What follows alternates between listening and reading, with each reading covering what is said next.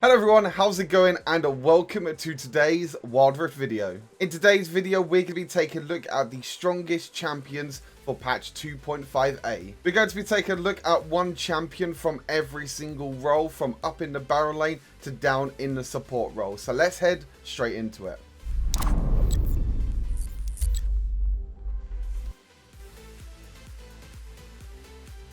First up in the barrel lane, we have Fiora. Fiora is a very versatile champion that has the potential to outplay her opponents. Fiora is a strong champion at all stages of the game. In the laning phase, she can take advantage of the vitals that appears on the enemy champions. And when you get to the late game, Fiora scales really well into the late game as her cooldowns overall decrease, allowing her to be more mobile during them team fights.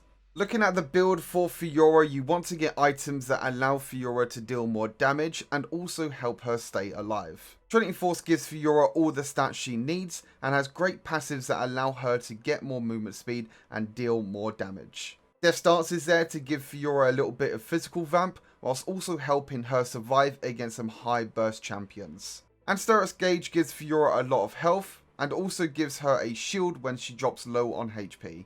For the runes, Grasping Undying is really easy to proc with Fiora's first ability Lunge, allowing her to deal more damage, heal and gain permanent health. Brutal gives Fiora a little bit more damage, especially in the early game. Hunter Titan gives Fiora health and tenacity that increases with each unique takedown. And Sweet Tooth gives Fiora a little bit more HP from all the honey fruit, and she also gets a little bit of extra cash. In the current state of the game, Fiora is very strong and she doesn't really have any bad matchups up in the top lane. In a late game, you can start to split push, meaning that you can go into the opposite lane of where your team is, and you can start pushing in that lane and trying to take down the inhibitor towers, as most of the time you will not lose in a 1v1 versus the enemy champions. Or when it comes to the team fights, you can easily get to the backline with all your mobility and kill off the enemy carries.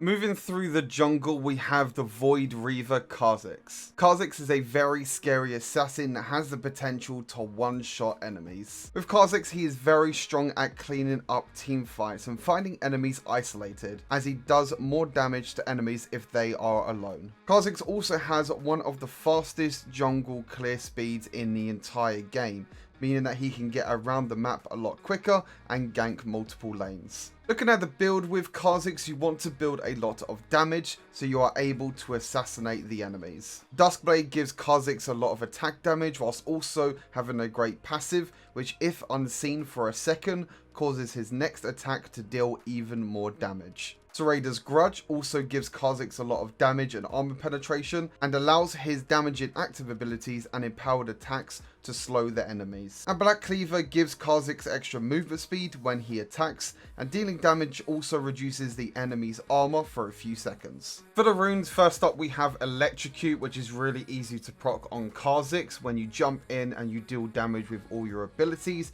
you can easily just get that little bit of extra burst damage. Brutal gives Kha'Zix a little extra damage and helps him out a lot with that early jungle clear. Hunter Titan gives Kha'Zix maximum health and tenacity, and with each unique takedown this is also increased. And Pathfinder gives Kha'Zix a lot of movement speed when in the brush, in the jungle, and river when out of combat. Kha'Zix can also evolve his abilities at level 5, 9 and 13 when he levels up his ultimate.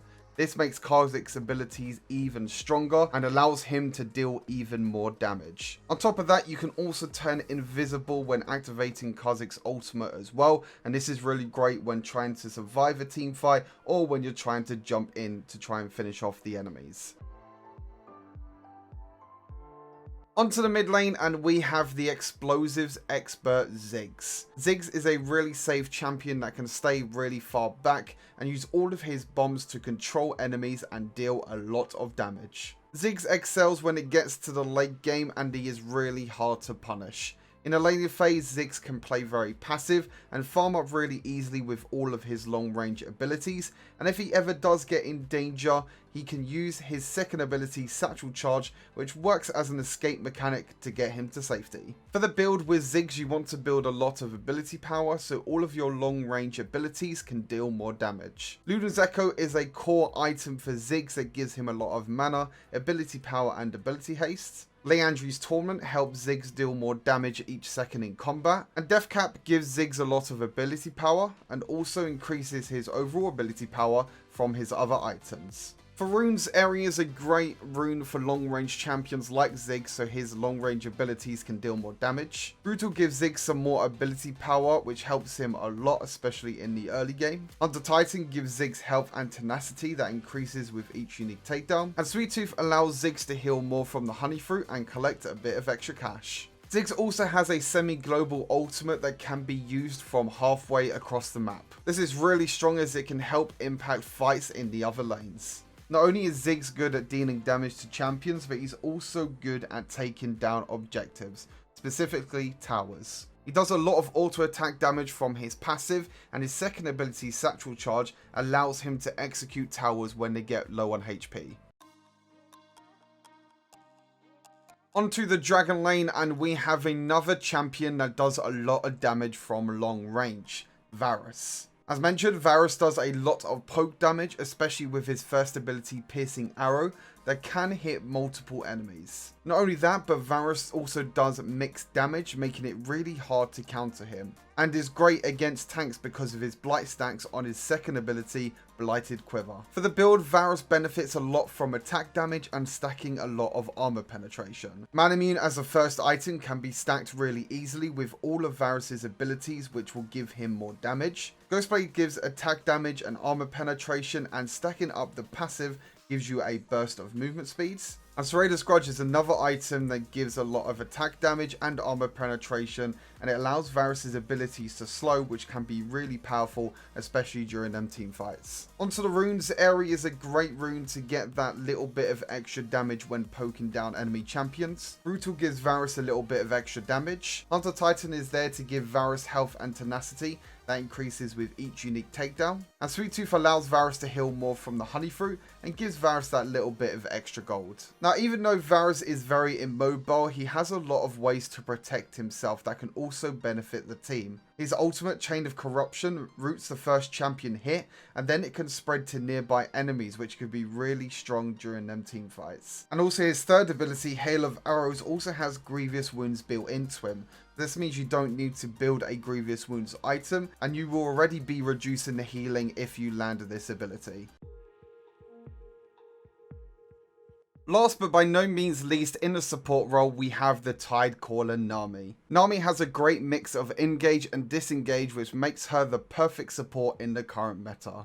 And she is able to fit into almost every team comp that you can come up with. Nami is one of the strongest laning supports in the game, and she is able to deal damage to the enemy and heal herself straight after with her second ability, Ebb and Flow. For the build with Nami, you want to prioritize support items that benefit her and her team. Ardent Censer gives Nami some nice stats, and when you heal or shield an ally, both of you gain attack speed and deal extra magic damage for a few seconds. Staff of Flowing Waters also gives some nice stats over to Nami, and healing or shielding an ally grants you both ability haste and ability power for a few seconds. And Harmonic Echo, when moving and casting abilities, you gain harmony stacks, and at 100 stacks, your next shield or heal also restores health to that target. For the runes, Area is great as it benefits from both Nami's healing and damage that she does. Weakness is good for when you land any sort of crowd control, as it makes the enemies take more damage. Loyalty gives Nami and her closest ally armor and magic resist. And Mana Flow Band allows Nami to gain mana, which will help her as she will be using her abilities a lot. In the current state of the game, games are won or lost during team fights around objectives.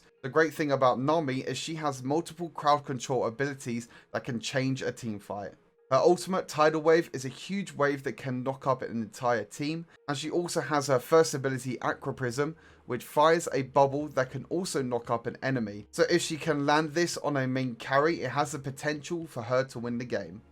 And there you have it. They are my picks for the top 5 strongest champions at the moment, and you should all definitely look at adding them to your champion pool. If you enjoy the content on this channel, make sure you leave the video a like, subscribe to the channel, and comment down below who you think the strongest champion is right now. And as always, take care of yourselves and have a good rest of the day, and I'll see you all very soon. Peace.